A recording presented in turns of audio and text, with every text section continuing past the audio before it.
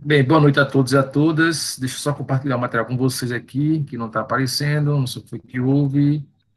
Vamos lá, voltar aqui. Agora,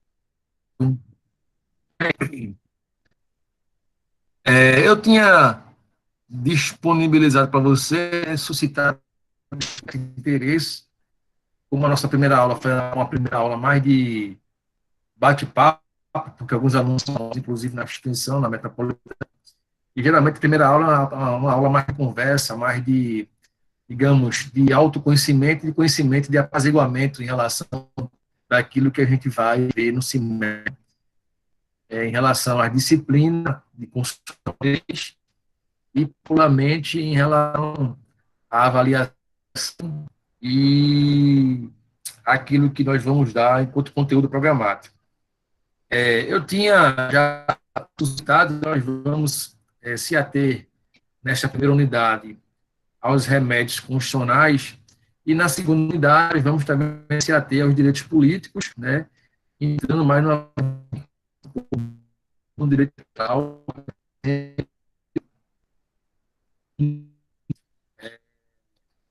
as implicações do direito constitucional em relação ao direito eleitoral, e aí estudar a partir de votar, ser votado, eleição, ações constitucionais, que envolve as demandas de direito eleitoral, o direito,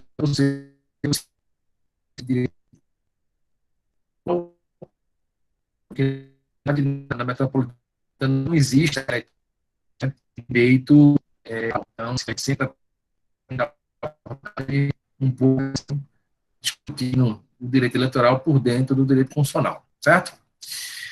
Pois bem, dito isso, vamos começar a ver, né, os remédios constitucionais, né, que estão previstos justamente no artigo 5º da nossa Constituição, a partir dos incisos 58 e até o 73. Não, 68 até o 73. A, né, traz que são garantias constitucionais que têm o formato de ações judiciais. Lembramos que garantias constitucionais, né, são normas de conteúdo assecuratório, visando assegurar direitos fundamentais, né? E aí, rememorando um pouco de direito constitucional 1, né, nós vimos que existe os direitos, né, e garantias constitucionais, e que as garantias, na verdade, o Estado, né, como um ente assecuratório, o ente que tem a obrigação de assegurar, de resguardar esses direitos, também exerce, né, também oferta, né, aos cidadãos essa possibilidade de, através das garantias constitucionais, exercer e assegurar os seus direitos. Pois bem, no caso dos remédios, essas garantias são instrumentalizadas processualmente como o habeas corpus, né, que é uma ação constitucional destinada a tutelar a liberdade de locomoção. Então, vejam, além da. Deixa eu pegar aqui meu código, meu vadimeco, só um minuto. Além de o habeas corpus, né, ser uma ação extremamente utilizada num direito processual penal, mas a sua natureza, ela tem a natureza de uma ação constitucional, né? Então, vamos lá. O habeas corpus, né, está previsto justamente no artigo 5º, inciso 68, que é regulamentado justamente pelos artigos 647 e seguintes do Código de Processo Penal. Alguém está querendo entrar? Vou botar aqui, por favor. Da mesma forma, nós temos o habeas data, que está previsto no artigo 5º, 72. Artigo 5º, 72. Nós vamos ver, né, e estudar cada um desses remédios constitucionais. Aqui, inicialmente, é só uma citação para elencar aquilo que a doutrina traz enquanto remédios constitucionais. Nós temos também o mandado de injunção, né, que está previsto no artigo 5º, inciso 71.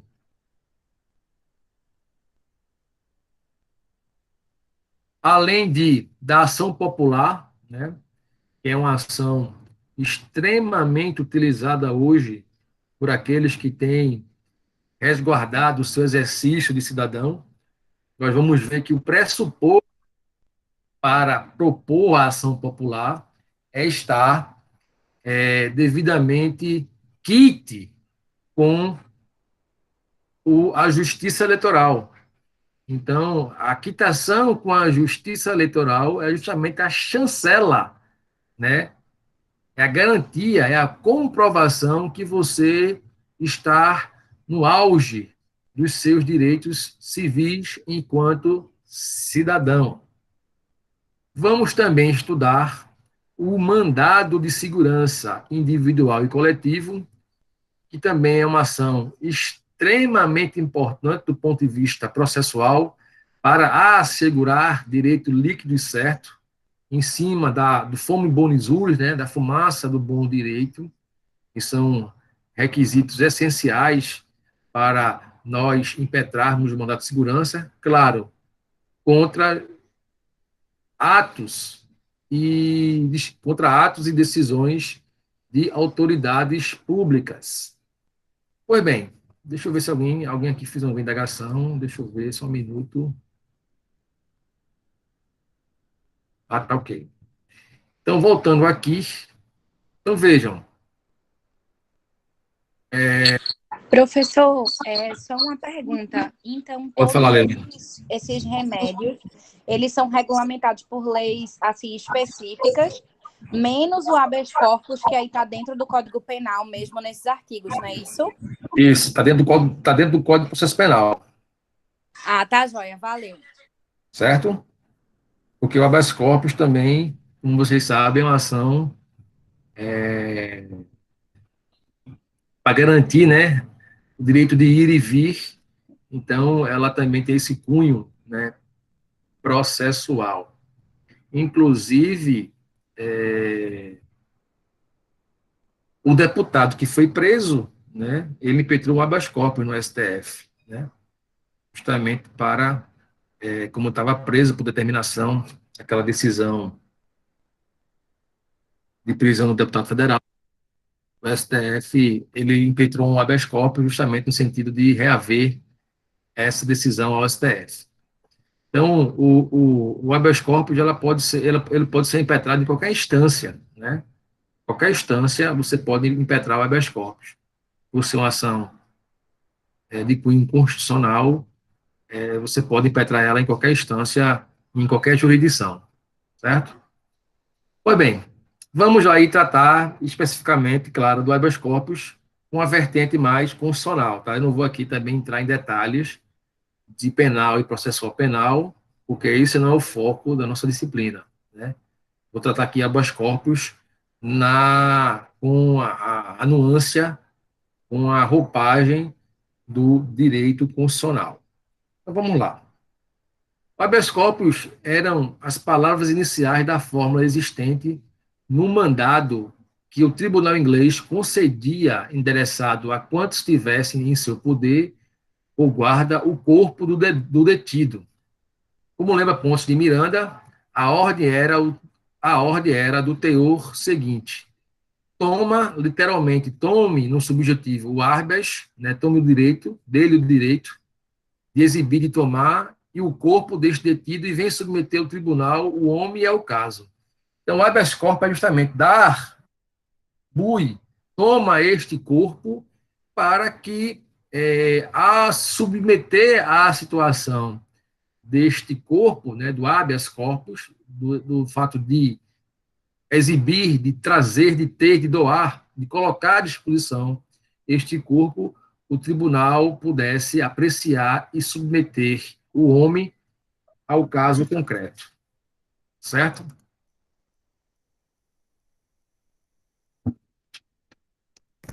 Certo, professor. Deixa eu colocar aqui, entrou aqui, alguém pediu para entrar. Toda vez que eu tenho que parar é porque alguém está pedindo, solicitando para entrar. Deixa eu ver, já estão aqui na sala Denis Barreto, Glauco, né, que eu não dei boa noite em Denis. Guilherme Alves já tinha falado, Leilane e Natália Guedes, que também já tinha falado com ela. Pois bem, voltando aqui. Dessa maneira, o habeas corpus significa dai meu corpo, sendo que a expressão... Professor, eu Não, acho que eu tô fala, com algum... Desculpa, eu acho que eu tô com algum problema na câmera. Eu não tô conseguindo ligar, viu? Me desculpe. tudo bem. Dessa maneira, o habeas corpus significa, né, como eu me referi, dai meu corpo, sendo que a expressão notabilizou-se por todo mundo como sendo a conhecida ação constitucional para a tutela da liberdade de locomoção. E aí fazer aqui, né, um aparato de trazer um certo antecedente histórico para a gente se pontuar e ter a compreensão de como surgiu o habeas corpus, tanto do ponto de vista, né, do direito internacional, como do direito nacional no Brasil. Então, o habeas corpus foi o primeiro remédio a integrar as conquistas liberais. No dizer de José Alfonso da Silva, denota-se sua presença na Inglaterra antes mesmo da Magna Carta de 1215, mas foi esta que lhe deu a primeira formulação escrita. Prevalece o entendimento na doutrina de que a origem histórica do habeas corpus é a Carta Magna de 1215, embora não estivesse expressa em seu texto, que previa a liberdade de locomoção. Essa, por exemplo, é a posição de Ponte de Miranda, um dos maiores tratadistas do tema. No Brasil, o antecedente mais remoto do habeas corpus foi o decreto 23 de 5 de 1821, de Dom Pedro I, enquanto príncipe regente. Previa o direito à liberdade, mas não trazia a menção do habeas corpus. A Constituição de 24 não fazia menção ao habeas corpus, mas previa o direito à liberdade. Esta carta, outorgada por Dom Pedro, proibia a prisão de alguém sem culpa formada. Pois bem, não previsto expressamente na Constituição de 24, o habeas corpus foi formalmente criado pelo Código de Processo Criminal em 1832. Dessa maneira, no Brasil, surgiu como ação constitucional, mas como uma ação infraconstitucional para a tutela das liberdades de locomoção. Então, vejam que, inicialmente, né, o habeas corpus ela não toma anuência de um direito constitucional, né, sendo abrangido apenas pela questão mais processual, mais penal, de ser uma ação para combater as prisões a quais eram ilegais. Pois bem, a teoria brasileira do habeas corpus, né, disciplina o seguinte: a Constituição Nacional de 1891, redigida praticamente na íntegra por Rui Barbosa, elevou o habeas corpus ao valor de garantia constitucional, estabelecendo o preceito no seu artigo 72, parágrafo 22, que admitiu a extensão do habeas corpus. Perdão, que aqui acho que é parágrafo segundo, né? Professor, desculpa a interrupção, é porque o pessoal tá falando muito no grupo, umas 3 pessoas estão tentando entrar e não tá conseguindo. Deixa eu ver aqui. Assim.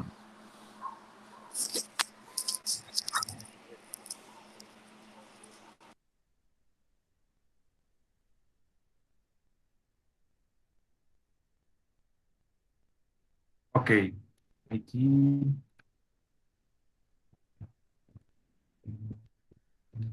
Pronto.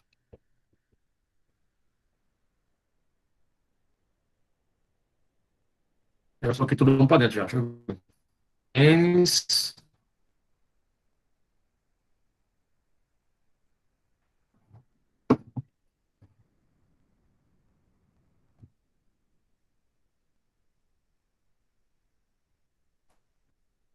Bem, acho que foi, né? Deixa eu ver. Natália, Leandro, Guilherme. Eu acho que foi. Todos entraram na sala de aula. Eu creio que sim. Deixa eu só mandar uma mensagem aqui para o pessoal no WhatsApp. Pela fala no grupo, tá faltando o Ricardo ainda entrar. Né? Às vezes é o seguinte, às vezes você tem que, quando você pede para entrar e demora, para inclusive até aparecer aqui na minha, na minha timeline, no meu computador, você tem que sair novamente e entrar novamente. Tem que sair e entrar, reiterar a entrada, porque às vezes, para mim não aparece que você está pedindo sala. Isso Pronto, eu acontece, é falei com normal. ele. Eu falei com ele agora, acho que ele vai tentar de novo. Ok. Professor, me ajude, professor. Ricardo Farias, Me ajude. o homem que manda em Jaboatão. É isso, professor. Vamos embora. E o filme, professor? E o Não é pra quê? contar não, né, professor? Não é pra contar o filme não, né? Assistiu o filme, rapaz? Eu já tinha assistido já, professor, mas o senhor contou tudinho, aí eu assisti Já? de novo. Entendi. É. Ok. Beleza, professor? Vamos embora. Foi bem, minha gente, vamos lá. Então, voltando aqui ao foco da aula. Em relação ao habeas corpus, né,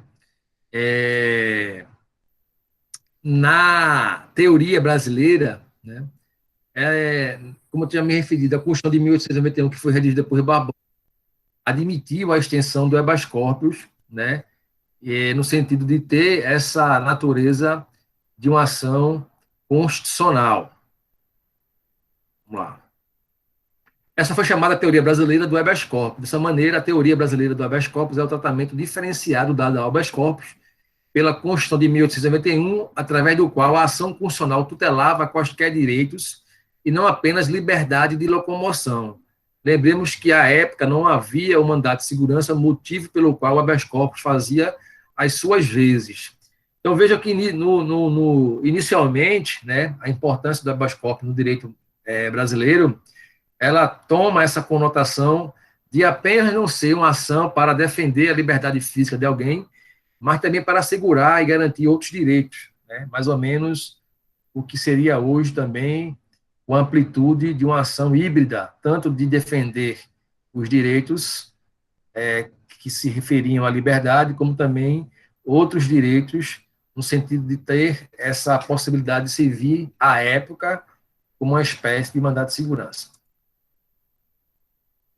Pois bem, a teoria brasileira do habeas corpus restringiu-se no período da Constituição de 1891, nem chegando ao seu final. Isso porque o habeas corpus foi limitado na Reforma Constitucional de 1926, somente para proteger a liberdade de locomoção e o abuso contra a prisão ilegal, ficando sem amparo os direitos pessoais protegidos em outros países pelos remédios especiais hoje amparados pelo mandado de segurança.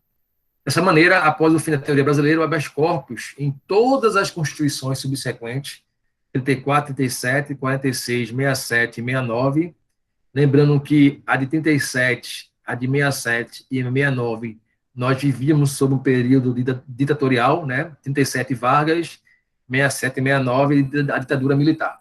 O habeas corpus teve previsto constitucionalmente como ação destinada a tutelar a liberdade de locomoção. E aí vejam, minha gente, vejam que coisa interessante.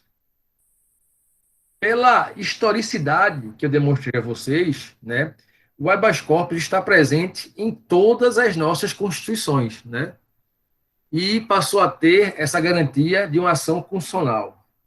E aí eu abro um parêntese para questionar, né, algo que eu fui tremendamente contra, né, com aquelas medidas que foram suscitadas, eu acho que eram as 10 ou as 20 ações de medida de combate à corrupção, né? E teve,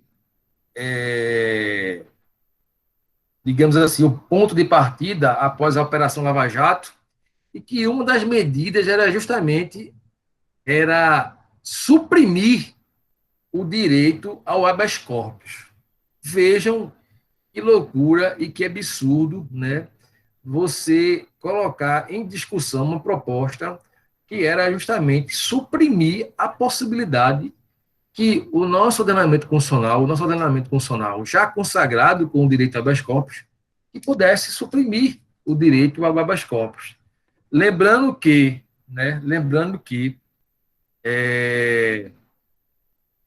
o habeas corpus, por estar inserido,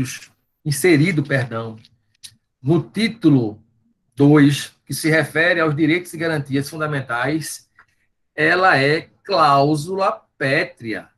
Todos os remédios constitucionais são cláusulas pétreas, né? Por quê? Porque o artigo 60, né? Só rememorando aí, o artigo 60, parágrafo 4º, diz que, no seu inciso 4º, que não serão objeto de deliberação a proposta de emenda tendente a abolir, inciso 4º, os direitos e garantias individuais. Então, todos os remédios constitucionais, eles são cláusulas pétreas, portanto, qualquer emenda tendente a abolir, ela é devidamente inconstitucional e, consequentemente, deve ser refutada pelo Poder Judiciário, pelo STF, ou até pela proposta de emenda constitucional na Constituição de Justiça da Câmara, que justamente faz aquele primeiro, né, amparado do ponto de vista constitucional, aquele controle de constitucionalidade que a CCJ faz e elabora no processo legislativo, certo? Pois bem, voltando aqui, o ato institucional número 5, de 68, e vejam que falar do AI-5 hoje me parece que esse entulho na época da ditadura, me parece que ele é tão atual, porque aqui e acolá, né, e recentemente, semana passada, um deputado federal foi preso pelo STF justamente porque estava propagando, né, a volta do AI-5, além dos ataques, enfim, pessoais aos ministros da Corte do Supremo Tribunal Federal, mas ventilava a possibilidade do retorno do AI-5. E falando no famigerado AI-5, né, vejam que o AI-5, né, ele propôs justamente um retrocesso em relação ao habeas corpus.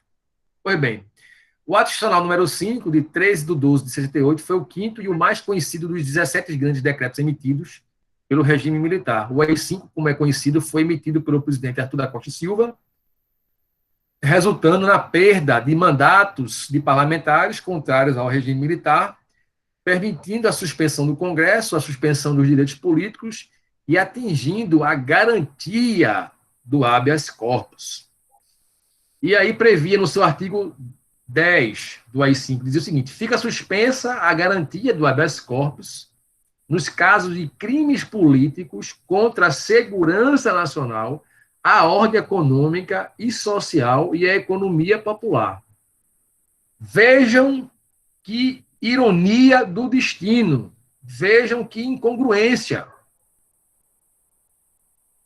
O deputado que fez a defesa do AI-5, em que no seu bojo suspendeu a eficácia do habeas corpus, se utilizou do próprio habeas corpus para combater aquilo que ele entendia que era uma prisão ilegal do Supremo Tribunal Federal em relação à sua imunidade material e formal.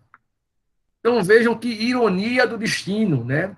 As pessoas, às vezes, né, não fazem uma capacidade laborativa de entender que, no que se refere aos direitos e garantias individuais e coletivos, e especificamente aos direitos e garantias individuais previstos necessariamente no artigo 5º, a nossa Constituição e o legislador constituinte, né, o colocou. Por quê?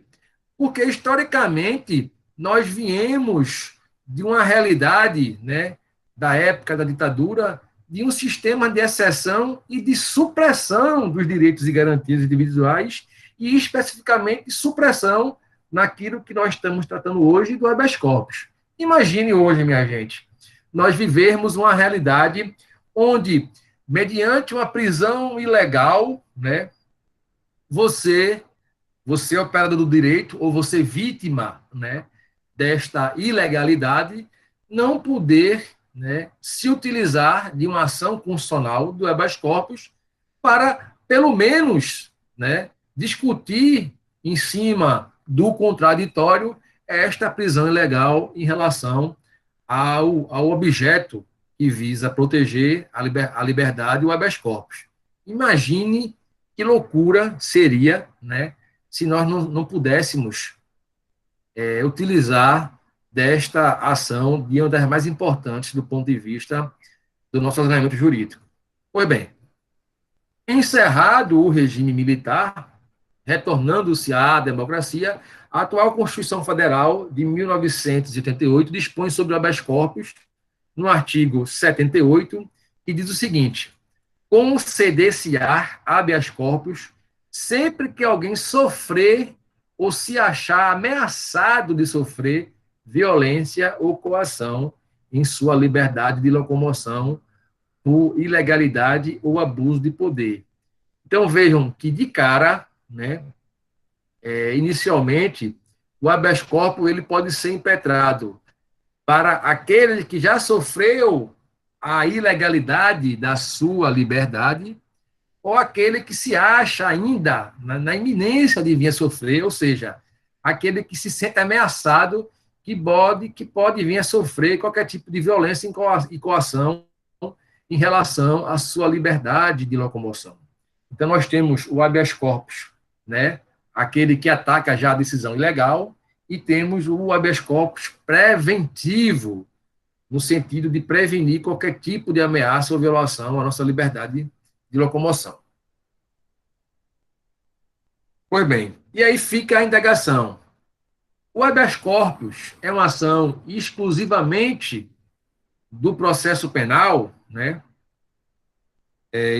Praticamente já respondi isso, né?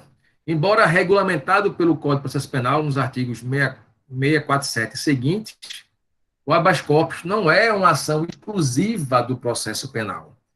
Será cabível sempre que estiver em risco a liberdade de locomoção. Dessa maneira, será cabível contra a prisão civil, como decidiu o STJ nessa decisão da quarta turma, né, no HC 44047, São Paulo. O STJ decidiu que, restando incontroversos os fatos impeditivos da prestação dos alimentos, fica afastada a possibilidade de prisão civil do alimentante. Pois bem, então, quando eu tenho uma decretação, né, de prisão civil devido à falta de prestação de alimentos, né, eu posso sim impetrar uma ação de habeas corpus na seara, né, do direito civil, da vara de família, no sentido de combater essa prisão, essa ilegalidade dessa prisão, né? Vocês sabem que a única prisão civil ainda admitida no nosso ordenamento jurídico é aquela que se refere à pensão alimentícia, né? A falta de prestação de alimentos. Nós tínhamos também a possibilidade da prisão civil pelo depositário infiel, mas após ao Brasil ter sido signatário do Pacto de São José, né, foi abolida a nossa prisão civil devido à adesão ao Brasil ao Pacto de São José, que, na realidade, ela funciona como uma declaração, né, americana dos direitos humanos. Pois bem, da mesma forma, por expressa previsão constitucional, o artigo 114, inciso 4 da nossa Constituição Federal, cabe também a habeas corpus na Justiça do Trabalho. Decidiu o TST em favor do jogador de futebol Gustavo Scarpa, anteriormente vinculado ao Fluminense do Rio de Janeiro, mas que por conta de atrasos salariais pleiteava sua mudança de clube para o Palmeiras, né, de São Paulo. Então, diante desse impasse do Fluminense e não liberar, né, o seu passe, né, os jogadores têm um passe, enfim, seu contrato, ele impetrou um habeas corpus no sentido de fazer jus ao seu direito de poder ir trabalhar no Palmeiras. Essa é uma decisão do TST.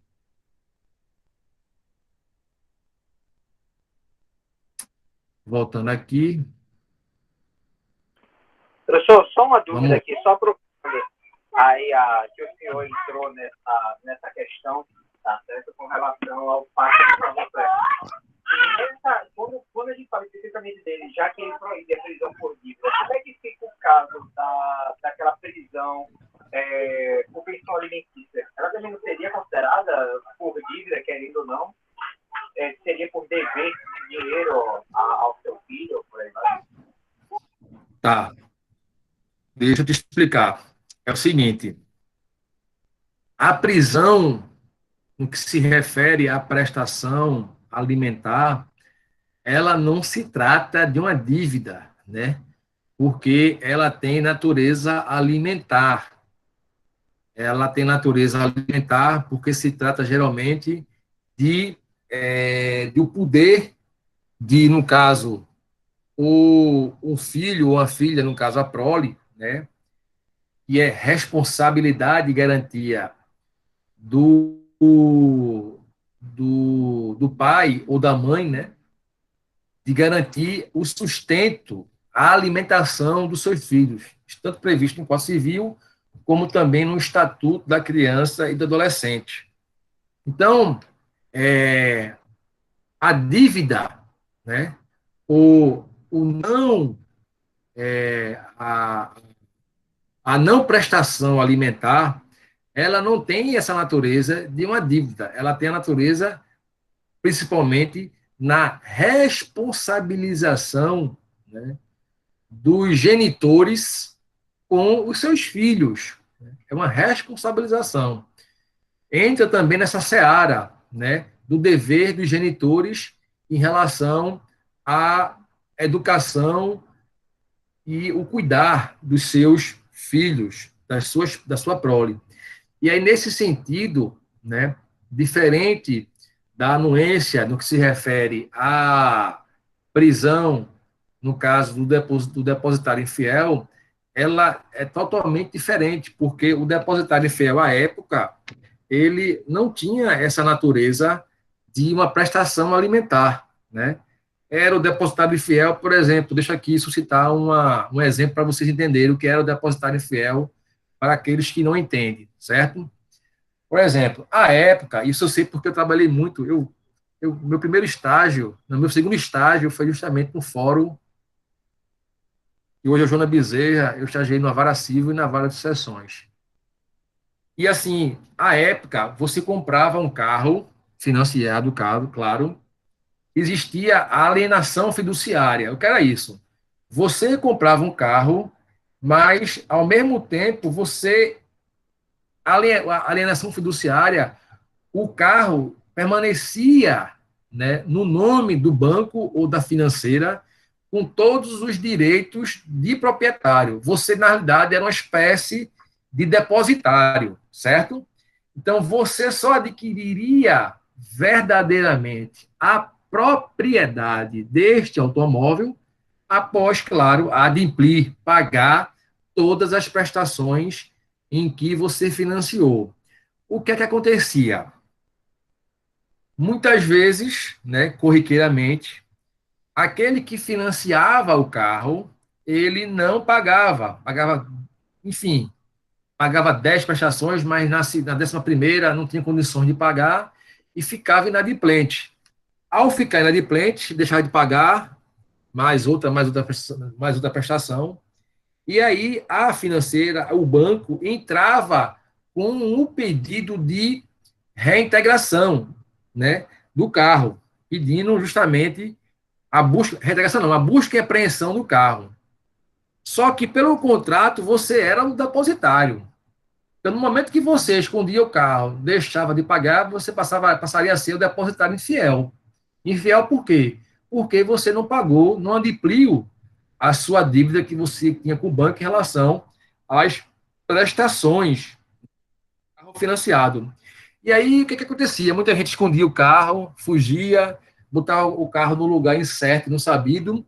Então, foi a forma justamente de pressionar aqueles devedores para também, em caso que viesse constatar a má-fé desse depositário, de pedir sim a prisão civil deste que estava usando de má-fé, de além de devedor, esconder o carro para que, no caso da busca e apreensão, não fosse achado e dado como garantia tomado o carro, né?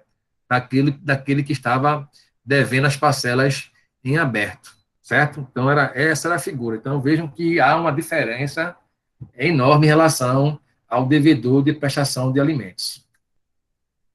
Ok, minha gente? Entendido? Entendido, obrigado. Ok.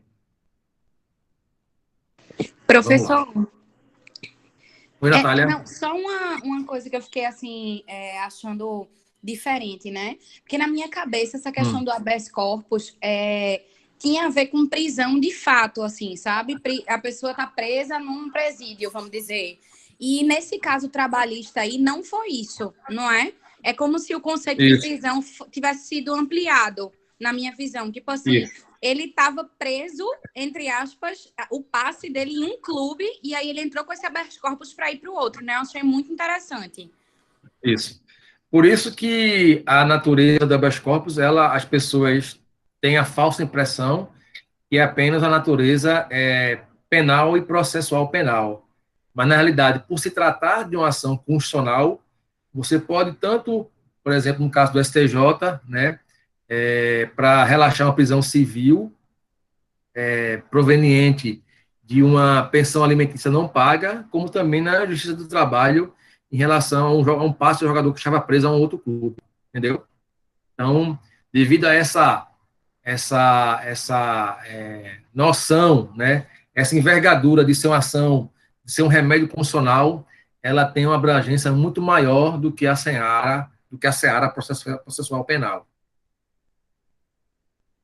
Professor, me desculpa aqui, mas só uma dúvida ainda nesse assunto. O habeas corpus, ele tem os motivos dele ser aceito, né? Onde, mesmo a pessoa está com um processo em andamento, ele tem residência fixa, ele trabalha, tarará, beleza. Mas no caso do jogador aí, por qual motivo ele foi aceito? Se ele tinha um contrato firmado com o clube e ele precisava prestar aquele contrato ou rescindi-lo. Por qual motivo esse habeas corpus foi aceito? Foi aceito porque o clube, o Fluminense, eu aqui resumi a decisão, né? Mas foi aceito porque, primeiro, o clube está, aqui está dizendo, com os atrasos salariais, né? Aí devia ter atraso salarial, devia ter direito de imagem, FGTS, enfim, todas as verbas aqui o jogador tem direito, e ao mesmo tempo o clube não estava liberando, né? Mesmo sendo devedor, não estava liberando, por ter um contrato com o jogador, não estava liberando ele para um outro clube. E aí, né? Porque o habeas corpus também tem a natureza de liminar, né? O seu pedido é um pedido liminar, ou seja, de urgência, né?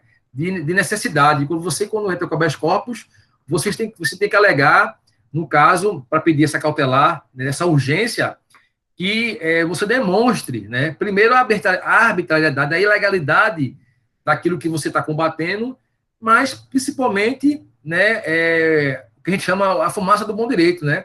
Você tem que alegar que, na realidade, o direito está sendo violado devido àquilo que o habeas corpus tenta combater. Caso não seja revertido, vai causar um transtorno, um abalo muito grande àquele que está sendo impetrante dessa ação constitucional. Então, o simples fato de o jogador pleitear a mudança de um clube e este clube, né, não garantindo os direitos trabalhistas a que ele tem direito, salário em dia, direito de imagem, FGTS, todas as verbas salariais, mesmo assim, né, ele não estava não estava querendo liberar o jogador. Então, o jogador, possivelmente, né, para ter uma decisão mais célere, digamos assim, uma decisão mais rápida, uma decisão de cunho cautelar, entrou com o HC nesse sentido para que ele pudesse ter, né, a sua liberdade de trabalhar onde bem ele quisesse, devido à empresa a que ele estava vinculado não estar cumprindo com o que reza os direitos trabalhistas no papel da obrigação do empregador, que é no mínimo pagar em dia, né? Então, o intuito, né, o objeto do HC foi justamente combater essa possibilidade da não liberação do jogador para outro clube, certo? Então, professor, mas eu sei que a gente é constitucional, mas como que foi esse viés aí? Se a gente jogar para um caso comum, de um trabalhador comum, onde a empresa vem atrasando o salário dele, e a empresa não quer demiti-lo, tem algumas empresas aí, como se dá, por exemplo, a Contex, que o pessoal tem fila para entrar e fila para sair. Então, no caso de uma empresa, se ela não permite a saída da pessoa, faz com que a pessoa peça demissão, ela é obrigada, se alguém entrar com um habeas corpus desse sentido, ela é obrigada a pagar pela demissão da pessoa ou não? Tipo assim, os direitos trabalhistas, como pagar 40% da FGTS, tarará, porque ela não está cumprindo com as obrigações dela. Certo. Veja, nessa questão específica aí, né, do jogador, porque você sabe que o jogador tem um contrato que ele chama de ter um passe, né? Ele só pode ser liberado para outro clube se outro clube liberar, não é isso? Existe um contrato, né? É um contrato, muitas vezes, por tempo determinado, o prazo determinado. Então, você fica vinculado àquele contrato. É diferente de um contrato com a empresa em que não existe esse prazo determinado, esse prazo de vinculação com a empresa. A qualquer momento, você pode sair da empresa e não precisa pagar nenhuma multa rescisória. Diferente de um contrato de jogador de futebol, que geralmente o contrato dele é por tempo determinado, 2, 3 anos, existem multas rescisórias, e essas multas são altíssimas, né? Então, portanto, nessa questão também foi levado em consideração o habeas corpus nesse sentido. Mas é claro que, dependendo da situação, né? E aí, enfim, preciso se debruçar em relação a essa realidade trabalhista, mas eu vejo situações diferentes em relação a um contrato de uma pessoa com a empresa privada, porque não existe esse contrato por tempo determinado e não existe nenhum tipo de multa rescisória no momento que você pede para se desvincular de uma empresa qualquer, certo? Então, são coisas distintas e diferentes, certo? Pois bem, vamos lá. Poderia a Justiça do Trabalho julgar crimes contra a redução, a condição análoga a escravo ou crimes contra a organização do trabalho? Vocês sabem que a Procuradoria-Geral do Trabalho, né, que é o Ministério Público, o MPT, perdão, Procuradoria-Geral do Trabalho, MPT, que é o Ministério Público do Trabalho, ela é o Ministério Público que é responsável para coibir e atuar nesses processos de condição análoga a escravo e crimes contra a organização do trabalho. Pois bem, o que foi que decidiu o STF em relação a isso? Deixa eu beber aqui um pouquinho d'água.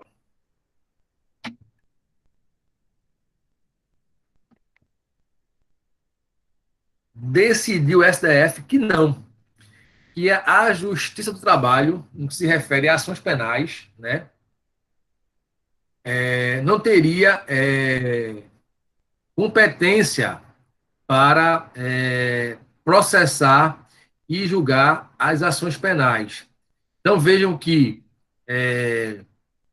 o STF, né, ao decidir em relação a essa interpretação, conforme dada ao artigo 114, inciso 1º, 4º e 9º da Constituição Federal, né, que foi justamente a emenda 45 de 2004, a emenda da reforma, a emenda constitucional responsável pela criação do CNJ também, em sede de liminar, né, na ação direta de inconstitucionalidade, decidiu que não é atribuição da Justiça do Trabalho a competência para julgar e processar ações penais.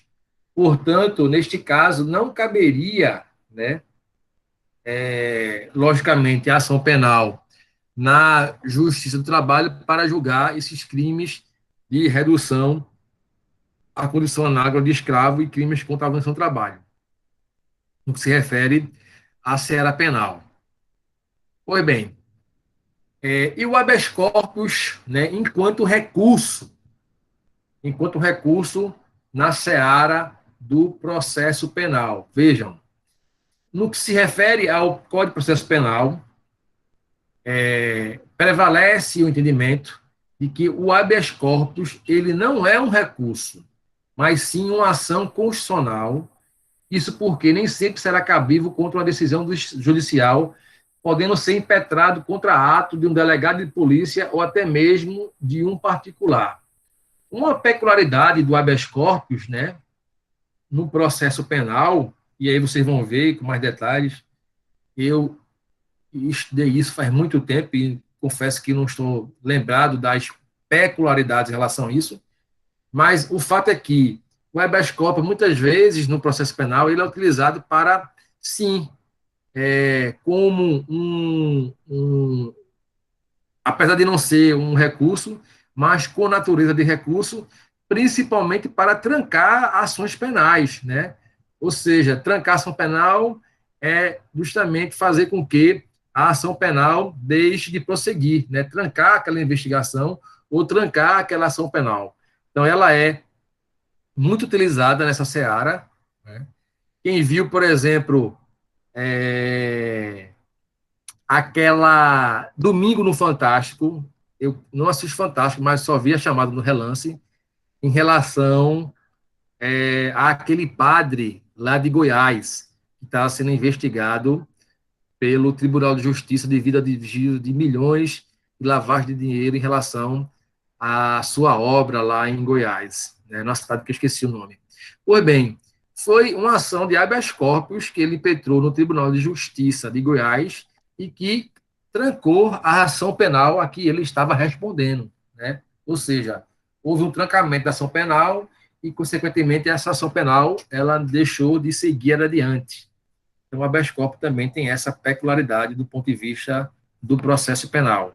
Além de discutir a questão, claro, da liberdade, ela também tem essa particularidade, tá?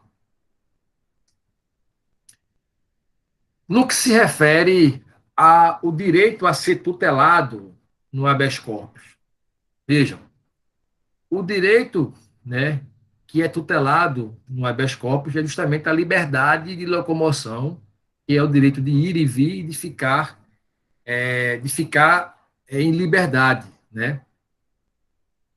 Dessa maneira, não caberá habeas corpus para pleitear direito à indenização, né? Não é cabível habeas corpus, que é um instrumento processual adequado para o reconhecimento do direito que se pretende ter a indenização. Então, em série de pedir direito à indenização, não cabe habeas corpus.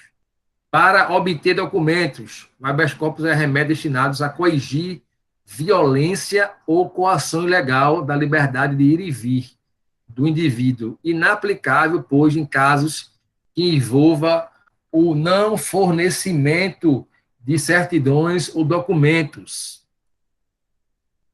No mesmo sentido, não cabe habeas corpus para obter restituições de coisas apreendidas.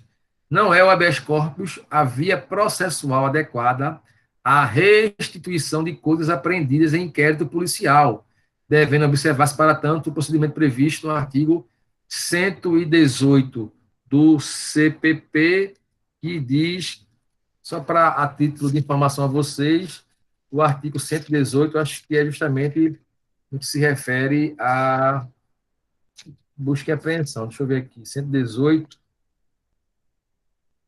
que é justamente da restituição de coisas apreendidas.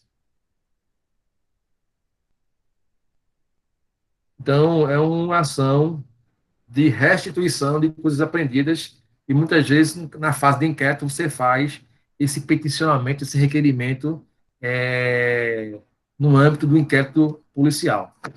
Em relação também, não cabe para discutir questões relativas à guarda de filhos. O habeas corpus não é sucedâneo do recurso cabível, não sendo, pois, por esse meio, de pretender-se a solução de questões relativas à guarda de filhos. Veja, porque para a guarda de filhos é diferente de você impetrar habeas corpus no que se refere para resguardar, restabelecer a liberdade de alguém que deve a prestação pecuniária de alimentos. Também não cabe para impugnar ato alusível a sequestro de bens. O habeas corpus não é meio adequado para impugnar ato abusivo a sequestro de bens móveis e imóveis, bem como bloqueio de valores, né? Isso está previsto na decisão do ministro Marco Aurélio, também no STF. Só um minuto, que alguém pediu para entrar. Sandro Aires.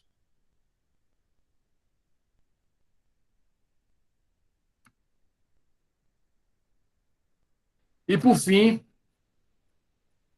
também para discutir o confisco criminal de bem. O habeas corpus garantia de liberdade de locomoção não se presta para discutir o confisco criminal de bem, está aí no HC no STF, na ministra relatora Rosa Weber. Também não é possível para discutir o afastamento ou perda de cargo.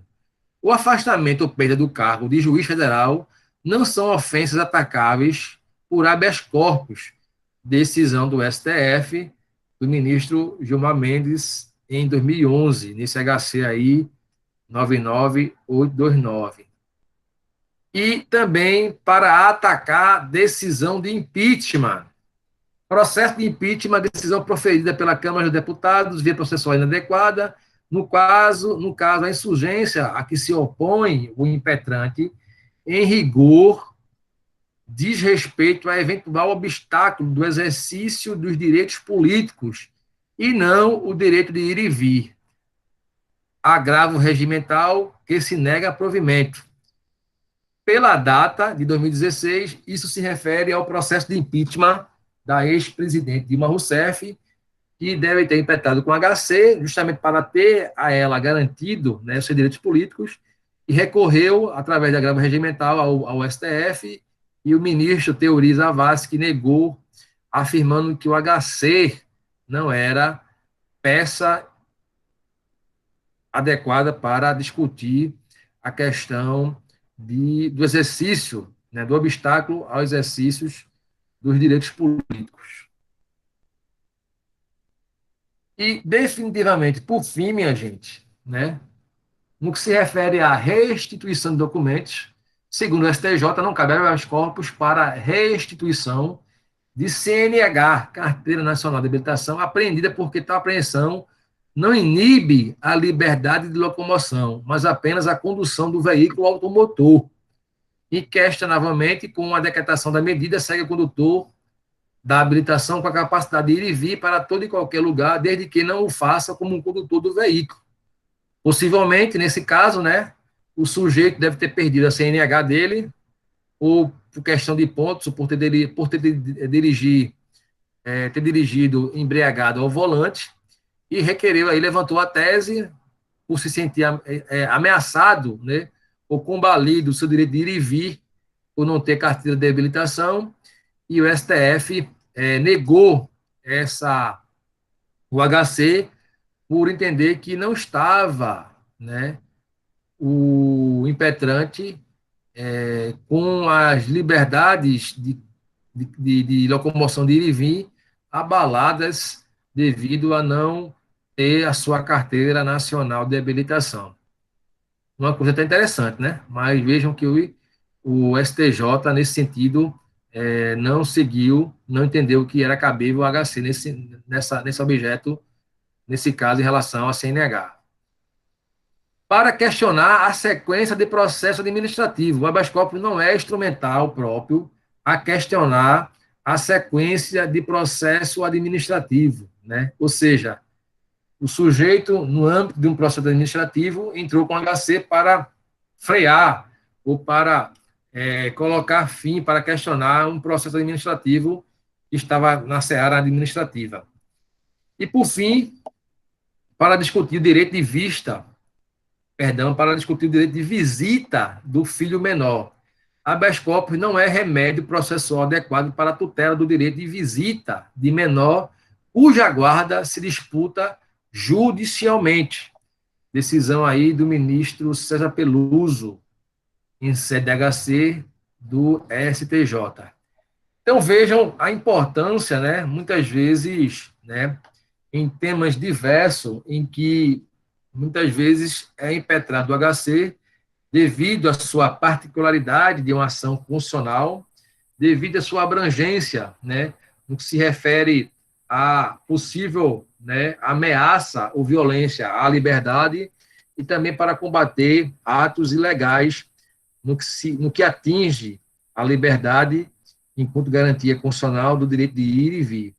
Então, a habeas corpus é uma ação extremamente importante, um remédio constitucional extremamente utilizado no dia a dia em relação aos operadores de direito, e vejam que, pela sua abrangência, ele tem um espectro, né, bastante, principalmente no que se refere a não se ater apenas à peculiaridade do direito penal e processual penal, certo?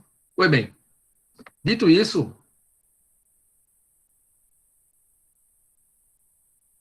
vamos avançar hoje e vamos tratar, deixa eu só mudar aqui um pouco a tela, vamos tratar também hoje, só um minuto, do habeas data. Então, deixa eu só compartilhar aqui outra tela.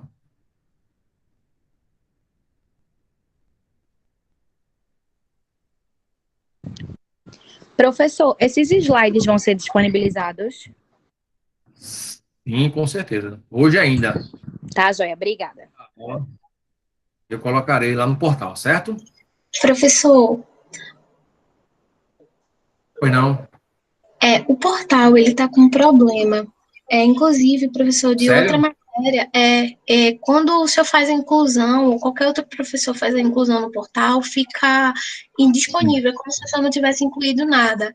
Aí o professor de Direito Penal, ele até colocou o material no grupo e também disponibilizou a aula, né, também, porque outros alunos não conseguiram acessar o portal, e quando os alunos foram fazer testes, de fato, não tinha nada no portal. Aí, se o senhor puder colocar no grupo, viu? Sim, tudo bem. Tá. Eu vou me certificar, né? Hoje eu vou abrir a sessão, vou colocar assim, mas eu vou me certificar se a faculdade já não ajeitou esse problema, deve ser algum problema técnico, porque nunca houve esse problema em relação a essa dificuldade. Mas hoje eu não posso sem problema nenhum no WhatsApp aqui, esse material, mas em tese, manter ainda essa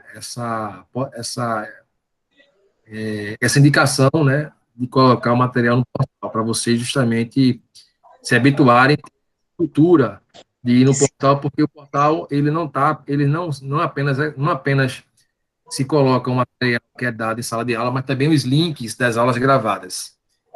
Tá bom? Tudo bom, professor? Boa noite. Boa noite, Thiago, tudo bom? Tudo bom, professor? O grupo da matéria, eu não estou localizando ele. Lá no portal tem um link que eu também não consegui no portal. Ou será que alguém que esteja escutando aí tem um link para entrar no grupo do WhatsApp? Eu acho que é por conta disso, Thiago, que não está aparecendo nada, como se o professor nunca tivesse incluído nada, e o professor sempre coloca tudo no portal. Tá, deixa eu colocar aqui o link, Thiago. Deixa eu colocar aqui, deixa eu colocar. É só para avisar que eu enviei o link no grupo de direito do, sei lá, terceiro período. Eu acho que o Thiago tem acesso, mas eu vou botar no antigo agora. Vou lá olhar agora, Nath. Obrigado, viu? Obrigado mesmo. Nada, De todo modo, Espera. de todo modo, eu vou colocar o link. Deixa eu ver se abre aqui o WhatsApp aqui, web. Vou colocar o link do grupo aqui do WhatsApp aqui no mural. Deixa eu ver se eu consigo fazer isso. Só um minutinho.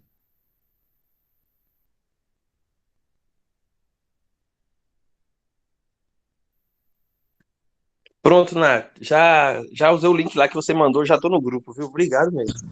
Joia. Ok, tá bom. Então, resolvido, né? Então deixa eu ganhar tempo aqui. Não vou nem fazer isso, não. Vamos lá. Sim. Então, vamos tratar agora de habeas data. Vocês estão vendo aí a tela do habeas data? Sim. Sim. Vamos lá. Então, habeas data. Vamos lá. O habeas data também é um remédio constitucional, né? Destinado, sim, a garantir o acesso a dados pessoais que se encontram em banco de dados de entidades governamentais de caráter público, bem como corrigir esses dados, se incorretos, ou fazer anotações nesses dados, caso estejam corretos, mas passíveis de justificativa. Eu vou pular um pouco a origem para a gente ir logo na questão prática, tá? Depois vocês dão uma lida aí em relação a essa questão mais histórica. Pois bem, vamos lá. Só um minuto. Origem. Então, vejam. A questão da negativa ou da demora da via administrativa. Já é pacífico na jurisprudência do STF e do STJ a necessidade da negativa da via administrativa para justamente justificar a impetração do habeas. Então, você tem uma negativa já da administração ou do setor do órgão público e você, em cima disso, você tem a motivação para impetrar o habeas datas. Então, o habeas datas é uma ação, né, constitucional e está submetida às condições da ação, dentre elas o interesse de agir. Então, o STJ consagrou, através da súmula 2, o entendimento segundo não cabe habeas datas se não houver se não houve recusa de informações por parte da autoridade administrativa. É necessário, portanto, como condição da ação, na modalidade de interesse de agir, que tenha havido a resistência na via administrativa para autorizar o uso do presente remédio. Pois bem, a lei, né, 9.507, que regulamenta o habeas data, afirma o seguinte, no seu artigo 8º, que o autor da ação deve instruir a inicial com prova da recusa ou da inércia do órgão administrativo. A petição inicial, que deverá preencher os requisitos do artigo 282 e 285 do Código de Processo Civil, que não é mais, está desatualizado. Vou até atualizar isso aqui, porque o artigo 8º ela faz menção o artigo 282 e 285 do antigo CPC, né? Você sabe que o novo CPC de 2015 modificou principalmente a sequência desses artigos, desses dispositivos do CPC. Então, será apresentado em 2 vias e os documentos que instruem a primeira serão reproduzidos com cópia da segunda. Isso também está desatualizado, né, porque hoje tudo é um processo eletrônico, não precisa de 2 vias. Enfim. A petição inicial deverá ser instruída com prova da recusa ao acesso às informações ou do decurso de mais de 10 dias sem a decisão do órgão, né? Inciso 2, da recusa em fazer-se a retificação ou decurso de mais de 15 dias sem decisão, ou da recusa em fazer-se a anotação no que se refere ao parágrafo 2º do artigo 4º, ou do recurso de mais de 15 dias sem decisão. Então, vejam que é necessário existir essa motivação, essa negação em fazer a devida mudança ou a devido fornecimento de informação para que você possa entrar com a habeas data. No cabimento, vamos lá.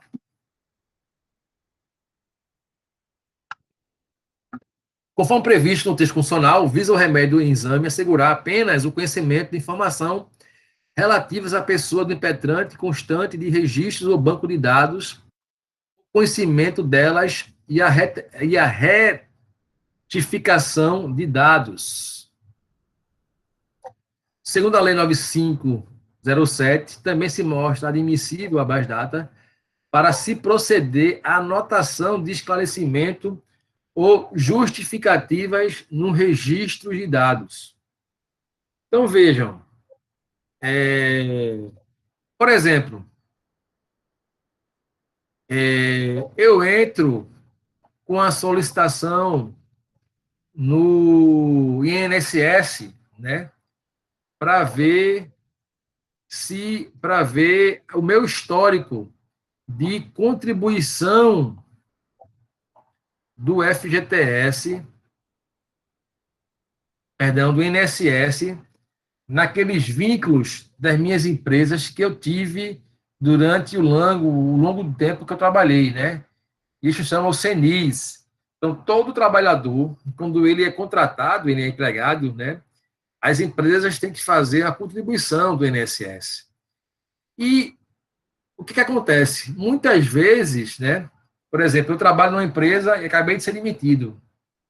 E não tenho a perspicácia ou não tenho o entendimento de averiguar se realmente a empresa fez as minhas contribuições e se aquelas contribuições estão devidamente registradas no CENIS, no INSS.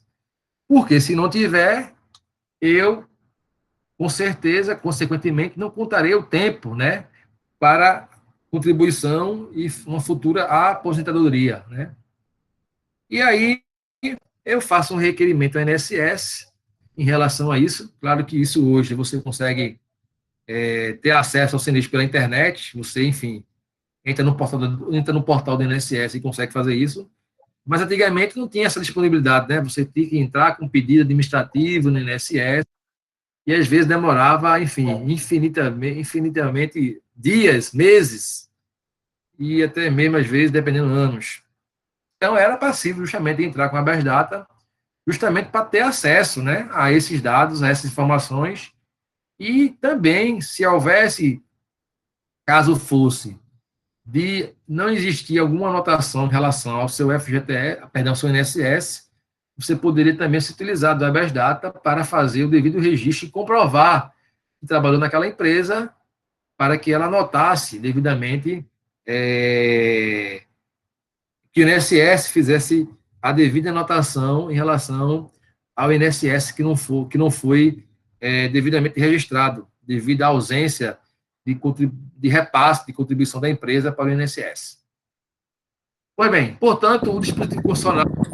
Professor... Pode falar. Não, é só uma dúvida, assim, eu lembro que há um tempo atrás, quando eu estudava para concurso, eu lembro da questão do habeas corpus poder ser impetrado com a informalidade muito grande. Eu lembro que até os professores davam um exemplo de, tipo, pode até ser num papel de pão, você entra com habeas corpus e...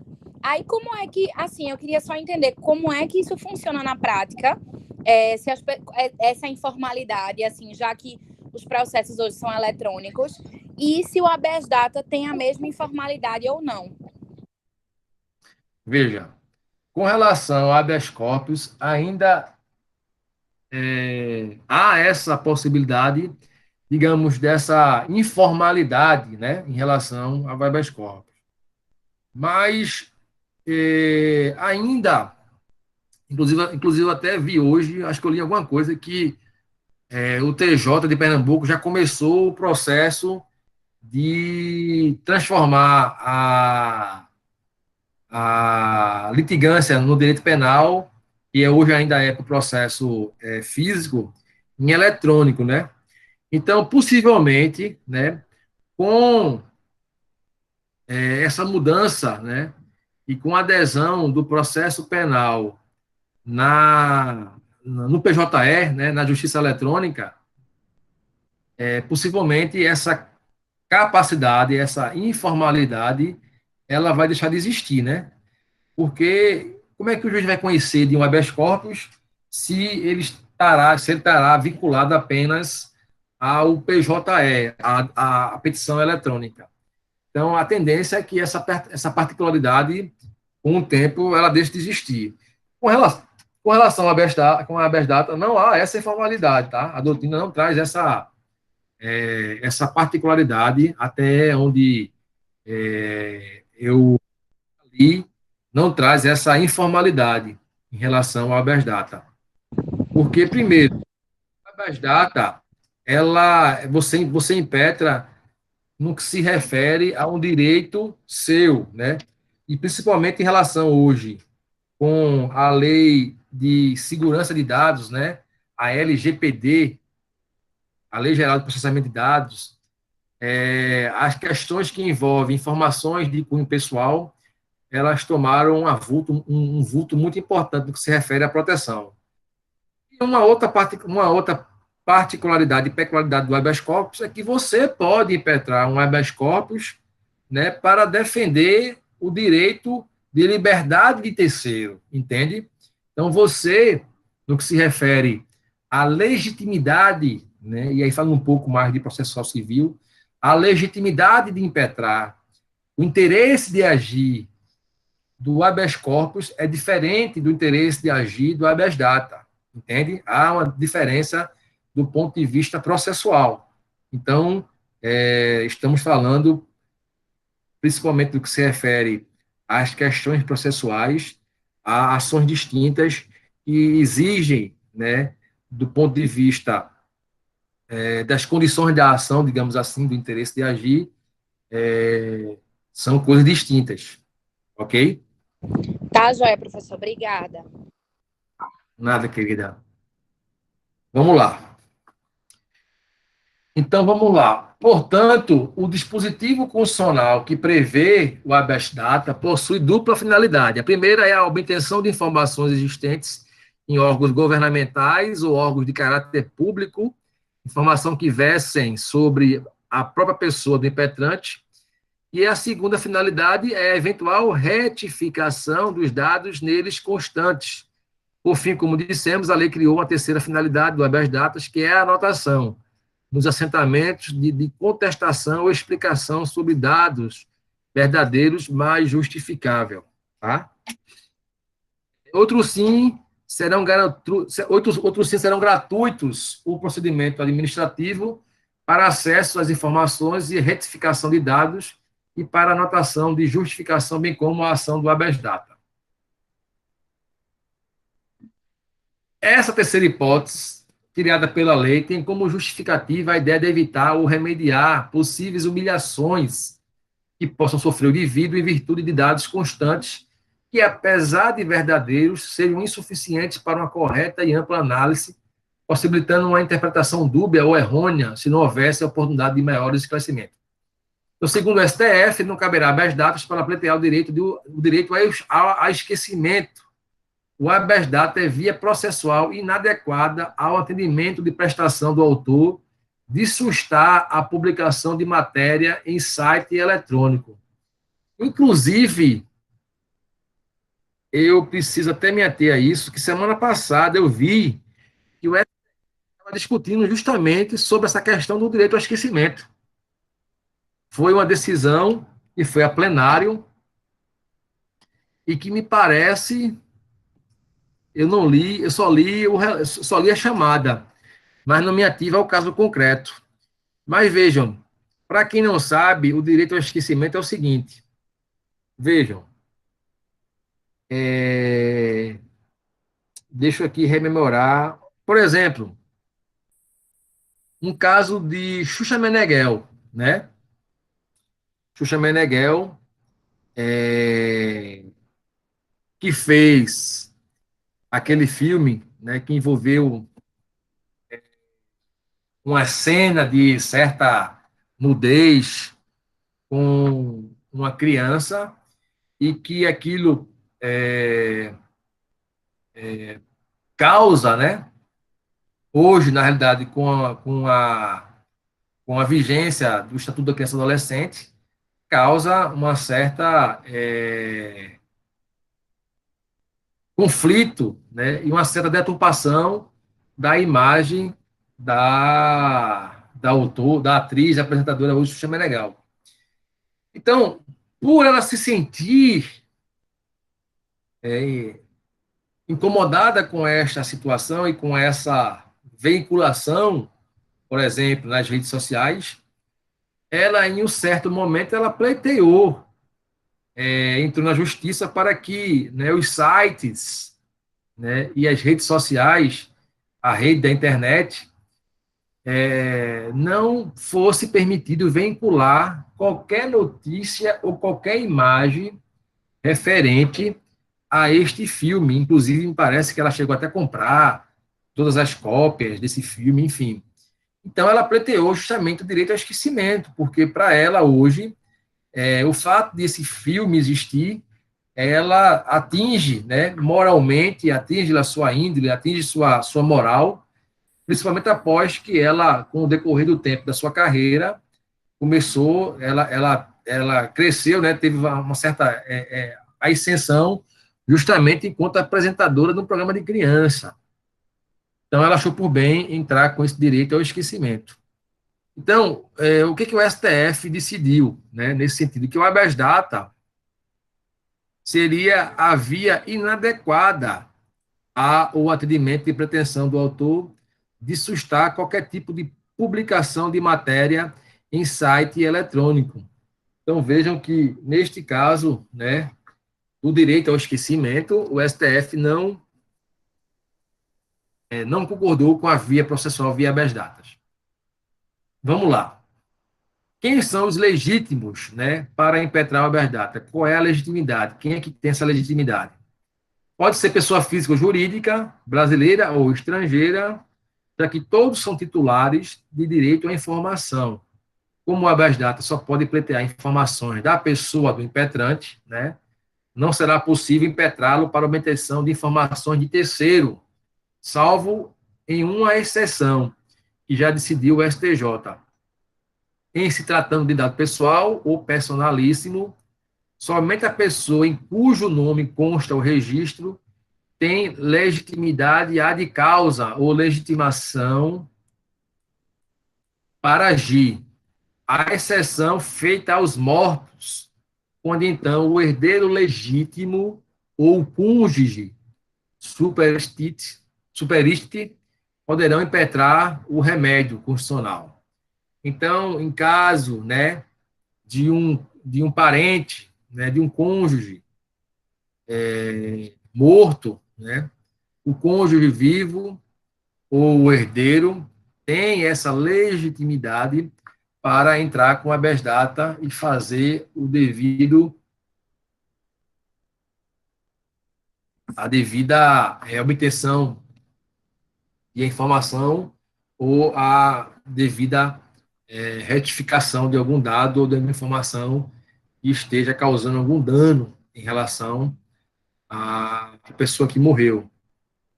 Porque vocês sabem, mesmo a pessoa, quando morre, ela tem direito, né, no caso, é transmitido esse direito aos sucessores de fazer valer a proteção da imagem daquela pessoa que morreu. O fato dela ter morrido não quer dizer que eu possa acabar ou esculhambar com a sua reputação. Não é verdade? Então, é possível também fazer essa proteção e essa defesa. Ô, professor, agora no caso, se a pessoa estiver em coma, sem condições de fazer isso, tá lascado, não vai poder fazer, né? Repete, por favor, que ficou ruim. No caso, ouviu o áudio. Se a pessoa estiver em coma, por exemplo, sofreu um acidente, está em coma, e um parente precisa de uma situação dela para resolver até um benefício salarial, alguma coisa, não consegue, né? Consegue, cara. Consegue. Consegue porque aí a pessoa representante legal, né? Em tese, a pessoa que está em coma, ela está, digamos, sem sua capacidade, né? Com sua capacidade de discernimento, de agir, combalida, né? Suspensa, digamos assim, em coma. Então, é caso justamente de um representante agir em nome dessa pessoa que está em coma para defender e lutar pelos seus direitos, certo? Passivo, com certeza. Por fim, seria possível a impetração de habeas data coletivo em favor de sindicalizados, filiados a partidos políticos, membros de associações. Né? Neste ponto, o professor Uyandi Lameno Bulos, que também é um constitucionalista, que também tem uma Constituição comentada, é um dos poucos professores que existe, viu, minha gente? A Constituição comentada, e um dos poucos juristas que tem, autores, é a Constituição do professor, do autor Uyandi Lameno Bulos. Afirma que é possível a representação processual, mas não é possível a substituição processual. Na primeira tutela-se em nome alheio. Ocorre quando a associação, por exemplo, recebe de seus filiados e expressa a autorização mediante procuração para que ela impetre habeas datas em favor de todos. Já na segunda, que é a substituição processual, as associações atuariam, quase que não saía, minha nossa, diretamente em nome próprio, representando os seus associados. Nesse caso, haveria uma indevida investida em direito personalismo dos associados, consistente no sigilo dos dados pessoais, constantes em bancos de dados e de instituições públicas. Isso é uma peculiaridade, né, que cabe quando a associação ela representa os seus filiados mediante procuração, mas não cabe num caso de substituição processual, né? Então, essa é uma peculiaridade, e isso aí é justamente só para lascar aqueles que desejam ou almejam fazer concurso público, né? Vejam que detalhe pequeno de nós dois. Vamos lá. Legitimidade passiva, né? A quem eu impetro o habeas data? Segundo a Constituição Federal, o habeas data deve ser impetrado contra entidade governamental ou de caráter público que tenha registro ou banco de dados sobre a pessoa. Entidades governamentais compreendem, sem dúvida, aquelas que compõem o elenco das integrantes da administração direta e indireta, como também as autarquias. Segundo Carreira Alvim, não há motivo para restrições àquelas adotadas de personalidade jurídica de direito privado, como as empresas públicas e sociedade de economia mista. Não obstante, o assunto é polêmico. Porque, vejam, vocês sabem que fazem parte, quem ainda não estudou direito administrativo, fazem parte da administração indireta, né? Quais são? São as fundações, são as empresas públicas, as sociedades de economia mistas e as autarquias, né? Então, todas essas pessoas jurídicas fazem parte da administração pública indireta, né? Então, o STF já decidiu que ilegitimidade passiva ao Banco do Brasil para revelação a ex-empregado de conteúdo da FIA por não se tratar, no caso, de registro de caráter público, nem atual impetrado na condição de entidade governamental. Em seu voto, o ministro Gallotti, a despeito de ser ele, Banco do Brasil, né, sociedade simples, a exploração de atividade econômica por pessoa jurídica de direito privado, figurando como empregador em relação trabalhista, sujeito ao regime das empresas privadas. Então, vejam que, no caso do Banco do Brasil, né, por ser uma empresa de caráter privado, né, público, mas uma pessoa jurídica de direito por exercer atividades de pessoa jurídica de direito privado, entendeu o ministro nessa decisão que não caberia habeas datas contra o Banco do Brasil por ser, na realidade,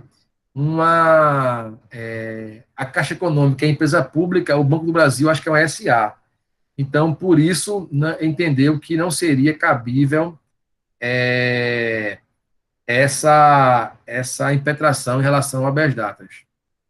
Em contrapartida, o TJ de São Paulo já entendeu que a sociedade de economia mista, de caráter público, né, no caso, o Banco do Brasil, né, mas não foi no caso do Banco do Brasil, seria passível, sim, a concessão de habeas datas, de ordem de fornecimento de cópia de sindicância e relatório conclusivo que ensejou a dispensa do postulante por justa causa. E aí a empresa era a FEPASA, a Empresa de Economia Mista, ligada ao governo de São Paulo, entidade de caráter público, né? E aí o TJ de São Paulo entendeu que caberia sim habeas data. Então vejam que aqui e acolá, dependendo da situação, caberá ou não habeas datas, dependendo em relação justamente a de quem julga e ao tribunal que esteja vinculado. Então, a definição de órgão de caráter público para fins de habeas data está no artigo 1º, parágrafo único da Lei 9557.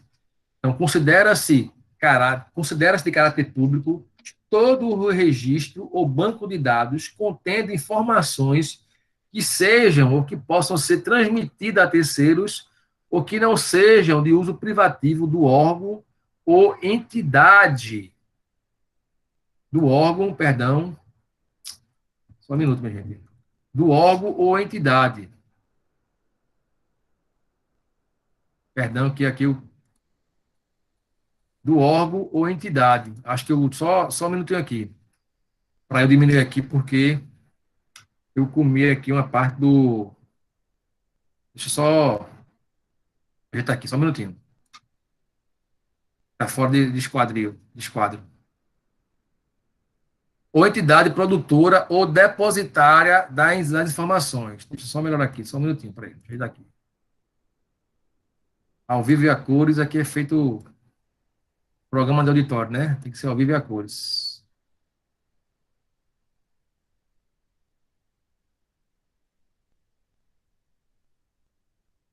Vocês sabem, eu nunca falei isso para vocês não, né? Mas eu, quando comecei a lecionar, eu não sabia nem o que era PowerPoint, aprendi na marra. E hoje, com certeza, a prática me fez ser um certo expert em PowerPoint.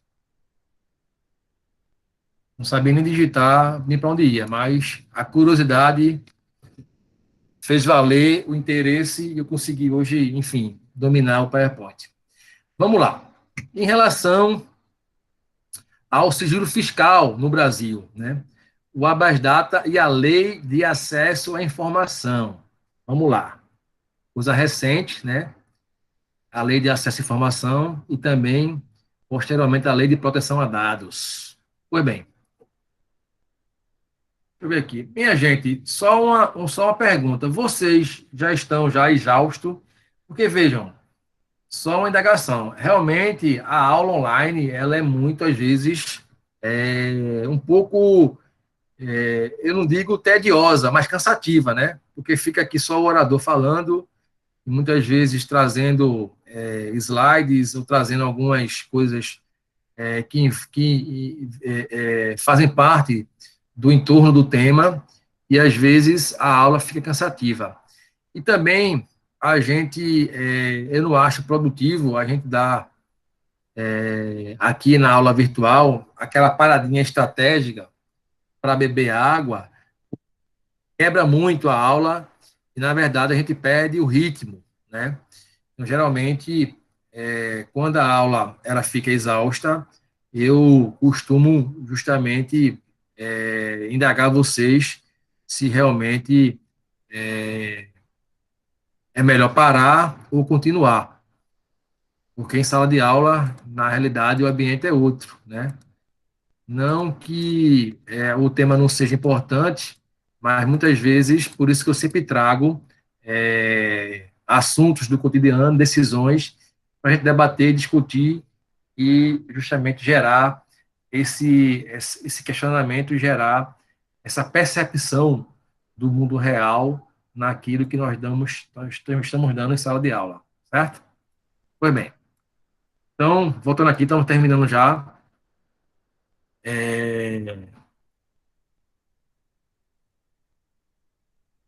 Deixa eu só voltar aqui. Vamos lá. Em relação ao sigilo fiscal no Brasil,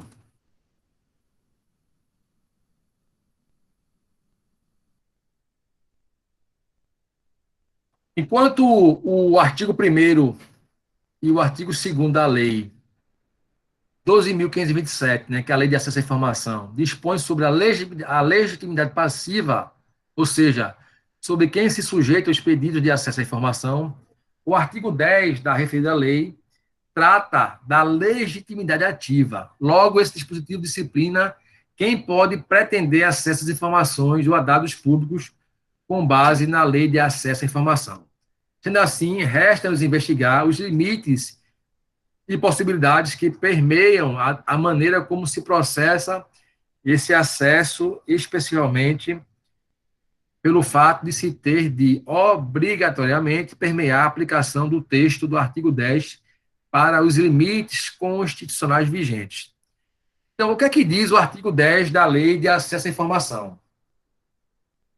Diz o seguinte: qualquer interessado poderá apresentar pedido de acesso à informação aos órgãos e entidades referidos no artigo da lei, né, primeiro da lei, por qualquer meio legítimo, devendo o pedido conter a identificação do requerente e a especificação da informação requerida. Por conseguinte, diz ainda o parágrafo 1º, para o acesso à informação de interesse público, a identificação do requerente não pode conter exigências que inviabilizem a solicitação. Professor, só por questão de entendimento aqui, isso aqui é antes do habeas data em si, né? Isso é a pessoa buscando a informação e aí, se negada, entra com a habeas data, não é isso? Isso. Tá joia, valeu. Mas a lei de informação, ela é muito antes, muito depois do habeas data, né? A nossa Constituição de 88 e a lei do acesso à informação é de 2011. Então, vejam que a lei de acesso a informações traz algumas nuances, algumas particularidades que têm justamente esse conflito e digamos, esse rebatimento, esse debate com o habeas data. Em relação ao parágrafo 2º da lei, diz o seguinte: os órgãos e entidades do poder público devem viabilizar alternativa de encaminhamento de pedidos de acesso por meio de seus sites oficiais na internet. O parágrafo 3º diz: são vedadas quaisquer exigências relativas aos motivos determinantes da solicitação de informação de interesse público. Pois bem, o termo interesse, inserido logo na cabeça do dispositivo ora analisado, que se liga à palavra interessado, não possui uma definição unívoca na doutrina, mas é importante para definir a legitimidade em termos de solicitação de acesso. Quando os juristas interpretam o termo interesse constante na Lei 46.9784, que é a Lei do Processo Administrativo Federal, o fazem de forma ampla.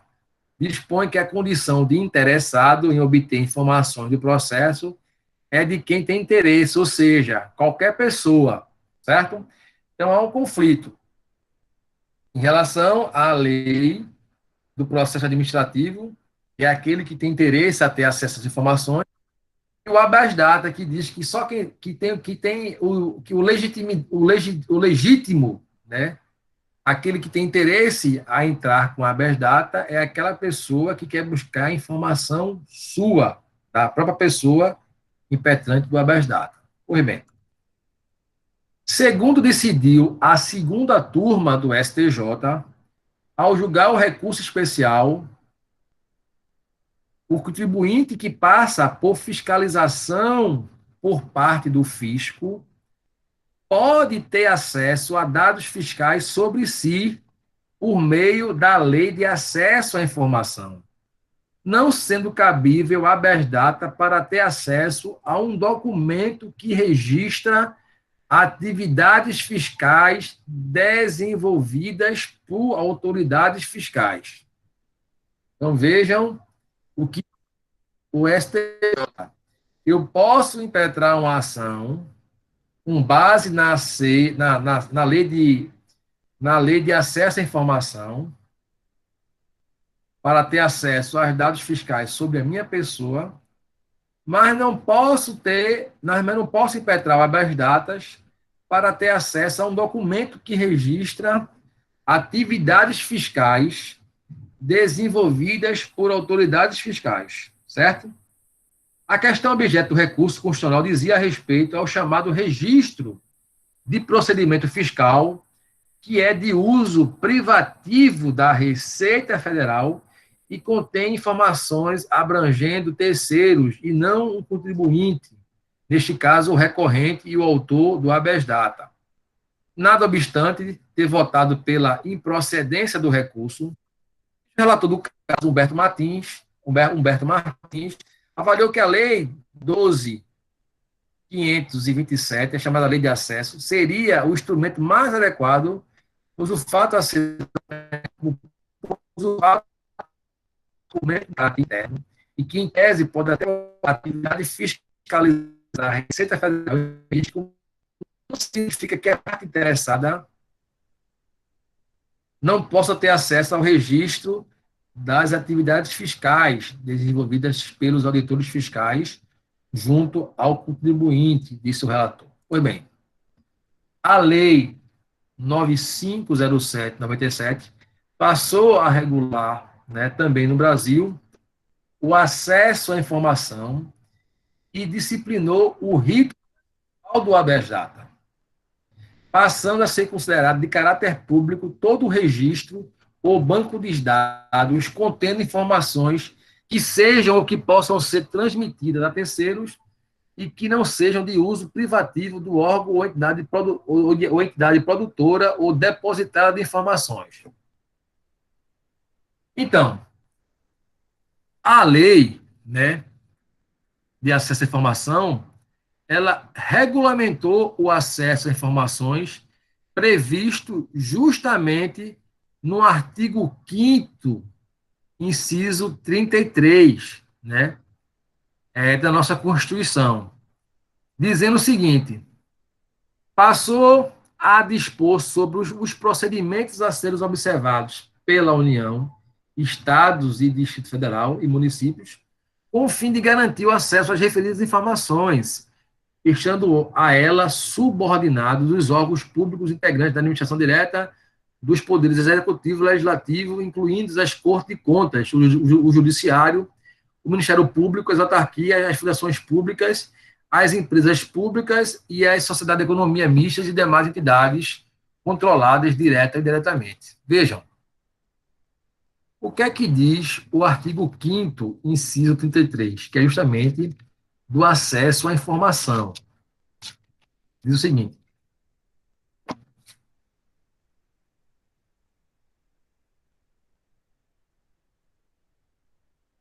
artigo 5º, deixa eu ver aqui, 33. Todos têm o direito a receber dos órgãos públicos informações de seu interesse particular ou de interesse coletivo ou geral, que serão prestadas no prazo da lei, sob pena de responsabilidade, ressalvada aquelas cujo sigilo seja imprescindível à segurança da sociedade e do Estado. Então, vejam, a lei de acesso, de informação, ela garantiu, o acesso a informações, a dados que estão disponíveis por órgãos públicos e que tenham interesse seu ou interesse coletivo. Agora, claro que preservando, né, muitas vezes, o sigilo fiscal de certas pessoas e, no caso, de certas autoridades. Então, vejam que, no que se refere, né, a esse conflito entre daquilo que o habeas data prevê e garante, do acesso à informação da pessoa impetrante, no caso você, mas que também que esse habeas data, ele não pode, né, quebrar, não pode violar sigilo fiscal e muitas vezes é de interesse da autoridade fiscal investigativa, né? Por exemplo, se eu tenho um processo aberto da Receita Federal me investigando, né? E eu entre ou em base com habeas data para impetrar e ter acesso a essas informações ou a esse documento, a Receita Federal ela pode se reservar e pode negar, sim, esse acesso, por se tratar de um documento que é do interesse, né, da União e da Receita Federal, por se tratar de um sigilo fiscal e que envolve investigação e que a Receita Federal ela não tem essa obrigação de fornecer este acesso a este documento. Então, vejam, é dever do Estado garantir o direito de acesso à informação que será franqueada mediante procedimentos objetivos e ágeis, de forma transparente, clara e em linguagem de fácil compreensão, que estão justamente previstos no direito, na Lei de Acesso à Informação. Igualmente, as entidades privadas sem fins lucrativos que recebam para realizações de ações de interesse público, recursos públicos, ou mediante subvenções sociais, contrato de gestão, termo de parceria, convênios ou acordos de ajuste e outros instrumentos congêneres, também estão obrigados a fornecerem essas informações. A publicidade a que estão submetidas tais entidades refere-se à parcela dos recursos públicos recebidos e à sua destinação sem prejuízo das prestações de contas a que estejam legalmente obrigadas. Então, se eu tenho uma entidade não governamental, se eu tenho um OCIP, que recebe algum tipo de subvenção do poder público através de uma emenda parlamentar ou através de uma subvenção do poder executivo, eu, como cidadão, tenho, sim, legitimidade a entrar com um pedido através da Lei de Acesso à Informação para exigir que esta entidade, mesmo não sendo uma entidade pública, mas que recebeu, né, alguma subvenção, algum recurso público, no que tange a esses recursos públicos, ela tem o dever e obrigação de fornecer esta informação, certo? Quanto aos respectivos procedimentos, ao respectivo procedimento, dispõe a lei que qualquer interessado poderá apresentar informação aos órgãos e entidades acima referidas, por qualquer meio legítimo, devendo o pedido conter a identificação do requerente e a explicação requerida. Devem ser alternativas de encaminhamento de pedidos de acesso por meio de sites oficiais da internet, proibidas qualquer exigências relativas aos motivos determinantes da solicitação de informação de interesse público, devendo ser autorizado ou concedido o acesso imediato à informação disponível. Aplica-se, no que couber, a Lei 9507/97 em relação à informação da pessoa física ou jurídica constante de registro ou banco de dados de entidades governamentais ou de caráter público. Então, vejam que há, né, uma similitude em relação ao habeas data, que é uma ação constitucional para obter informação sua, mas também há a possibilidade, né, de acesso à informação e assim de terceiro, né, que tem interesse em algum acesso de informação, e também, por intermédio da lei de acesso à informação, lhe é garantido. Então, dependendo do caso concreto, né, e dependendo da informação que esteja em jogo, também é garantido especificamente no que se refere ao sigilo fiscal esta garantia. Então, meus caros, então vejam que o direito ele não é estático, né? O direito ele não é uma peça pré-moldada, né?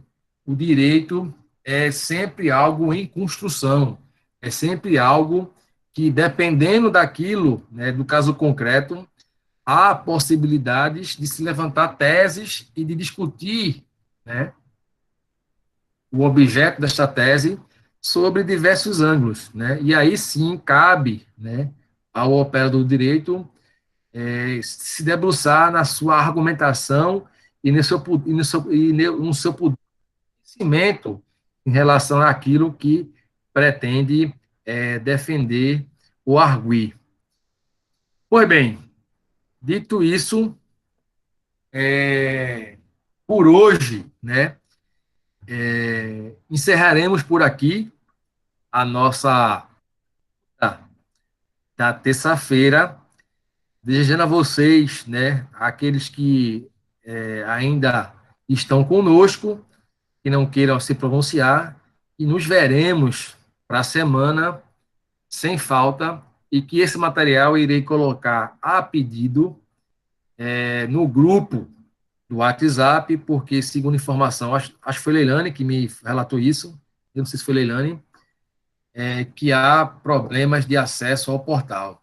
Então, portanto, hoje eu colocarei no grupo do WhatsApp esses 2 slides para vocês terem acesso, e nos veremos para a semana, com certeza que estaremos aqui, certo? Com fé em Deus e com fé na vida, nos veremos. Desejo a todos vocês uma excelente noite e um bom término da semana, né? Terça-feira, estamos ainda no começo da semana, após esse período, né, obscuro de um carnaval que não teve, e todos ficaram justamente em casa na quarta-feira ingrata. Obrigada, professor. Boa noite para o senhor. Obrigada, Boa noite, professor. Richelle. Nem você tem entrado. Boa noite a todos e a todas. Só percebeu que eu entrei, não Abraço. foi? Tinha percebido, não foi? Não, entrei não, tá dando aula, coloquei aí, Boa noite, fui colocando professor. só para dentro. Não vi entrado, não. Não tinha visto que você tem entrado. Não acredito, rapaz. Não minha falta, não foi? Boa noite a Mas todos. nunca é tarde para desejar boa noite. Meus queridos, uma boa noite a todos e a todas. Fiquem com Deus. Sigamos firmes e fortes aí na vida. Fé na vida, e a vida, com certeza, vai melhorar para todos nós. Um fraterno abraço. Boa noite. Boa noite.